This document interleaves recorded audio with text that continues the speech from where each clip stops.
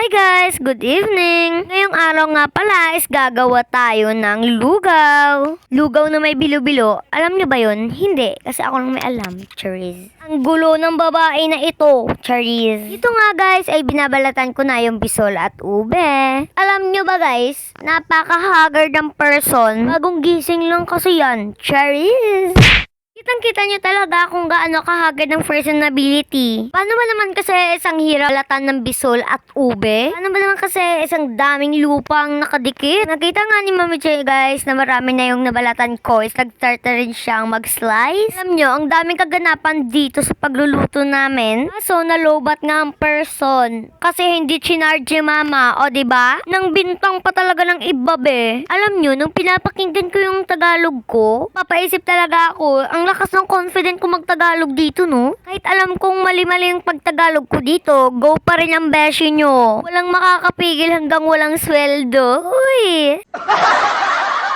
So guys, ang next step naman is gumawa kami ng bilo-bilo. Hiniling siya nakakaning bigas. Tapos nilagyan ng tubig at wala, may dough ka na. Joke lang guys, hindi dough yan. Guys, minasage ko lang siya. Bakit may siya? Tao ba siya? Charis. Kahit may outstanding Filipino ako, alam kong mali-mali yung grammar ko. O diba, umamin sa self. Tama na ang daldalan. Magbablog ako dito, hindi magchichikahan sa inyo. Balik na natin sa video yung story yung sinasabi ko sa inyo. Apakalayo ko na kasi. Talagang binitin ko yung tawa kasi alam nyo, hindi naman nakakatawa. Kahit sound effect lang, walay talaga. Charis. Tingin ko, ako yung walay dito. Naku, balik na tayo sa video. Ang daming ads. Ang ginagawa ko pala dito guys ay binibilog-bilog ko yung kakanin na hindi luto. Charis. Fast forward guys, luto na pala ang ating lugaw. Siguro guys, alam nyo naman kung anong bawal sa Berne Santo. Bawal sa Berne Santo ang kanin at karne.